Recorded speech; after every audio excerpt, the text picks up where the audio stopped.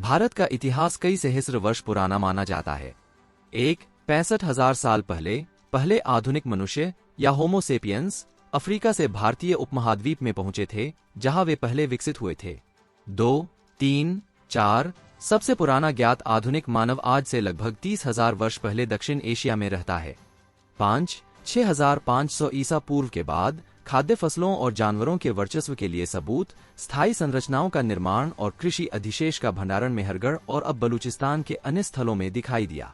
6. ये धीरे धीरे सिंधु घाटी सभ्यता में विकसित हुए। दक्षिण एशिया में पहली शहरी संस्कृति, जो अब पाकिस्तान और पश्चिमी भारत में 2500 से 1900 ईपू के दौरान पनपी। मेहरगढ़ पुरातात्विक दृष्टि से महत्वपूर्ण स्थान है, जहां नपाषाण युग 7000 ईसा पूर्व से 2500 ईसा पूर्व के बहुत से अवशेष मिले हैं। सिंधु घाटी सभ्यता, जिसका आरंभ काल लगभग 3300 ईसा पूर्व से माना जाता है। 7. प्राचीन मिस्र और सुमेर सभ्यता के साथ विश्व की प्राचीनतम सभ्यता में से एक है। इस सभ्यता की लिपि अब तक सफलतापूर्वक पढ़ी नहीं जा सकी है। सिंधु घाटी सभ्यता वर्तमान पाकिस्तान और उसे सटे भारतीय प्रदेशों में फैली थी। पुरातत्व प्रमाणों के आधार पर 1900 ईसा पूर्व के आसपास इस सभ्यता का अकस्मात पतन हो गया।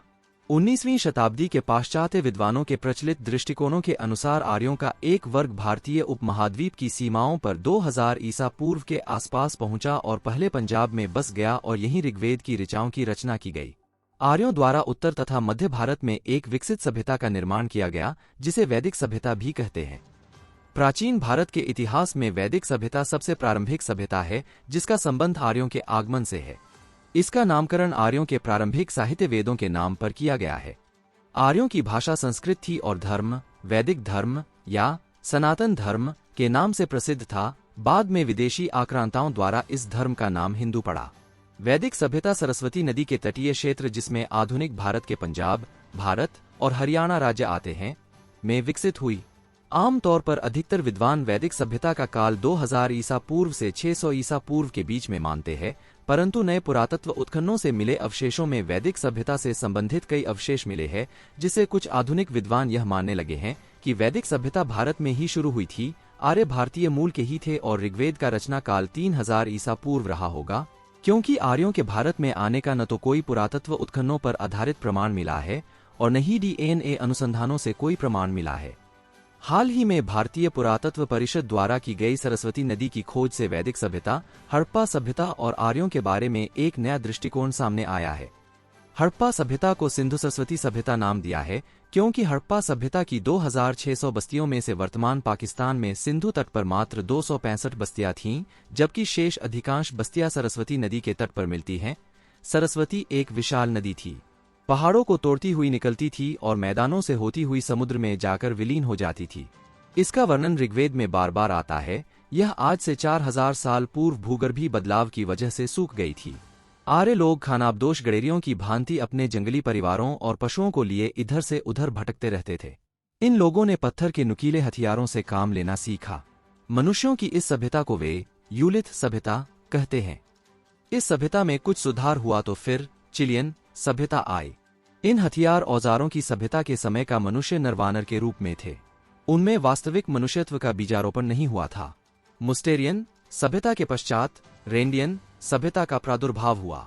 इस समय लोगों में मानवोचित बुद्धि का विकास होने लगा था। फिर इसके बाद वास्तविक सभ्यताएं आई, जिसमें पहली सभ्यता नवपाषाण कालीन कही जाती है। इस सभ्यता के युग का मनुष्य अपने जैसा ही वास्तविक मनुष्य था। आथ यूथिल सभ्यता से लेकर नवपाषाण सभ्यता तक का काल पाषाण युग कहलाता है। पाषाण युग के बाद मानव जाति में धातु युग का प्रादुर्भाव हुआ। धातु युग का प्रारंभ ताम्रयुग से होता है। नवपाषाण युग के अंत तक मनुष्य की बुद्धि बहुत कुछ विकसित हो गई थी। इसी समय कृषि का आविष्कार हुआ। कृषि ही सभ्यता की माता थी। आर्य ही संसार में सबसे प्रथम कृषक थे। कृषि के उपयोगी स्थानों की खोज में आर्य पंजाब की भूमि में आए और इसी का नाम सप्तसिंधु प्रदेश रखा। आर्य लोग संपूर्ण सप्तसिंधु प्रदेश में फैल गए, परंतु उनकी सभ्यता का केंद्र सरस्वती तट था। सरस्वती नदी तट पर ही आर्यों ने ताम्रयुग की स्थापना की। यहाँ उन्हें तांबा मिला और वे अपने पत्थर के हथियारों को छोड़कर तांबे के हथियारों को काम में लेने लगे। इस ताम्रयुग के चिन्ह अन्वेषकों को चान्हू डेरों तथा विजनौत नामक स्थानों में खुदाई में मिले हैं। ये स्थान सरस्वती नदी प्रवाह के सूखे हुए मार्ग पर ही है। मेसोपोटामिया तथा इलाम में यही सभ्यता प्रोटो इलामाइट सभ्यता कहलाती है। सुमेरु जाति प्रोटोइलामाइट जाति के बाद मेसोपोटामिया में जाकर बसी है। सुमेरु सभ्यता के बाद मिस्र की सभ्यता का उदय हुआ। प्रसिद्ध अमेरिकन पुरातत्वविद डा टेरा ने सिंधु प्रदेश को पत्थर और धातुयुग में मिलाने वाला कहते हैं।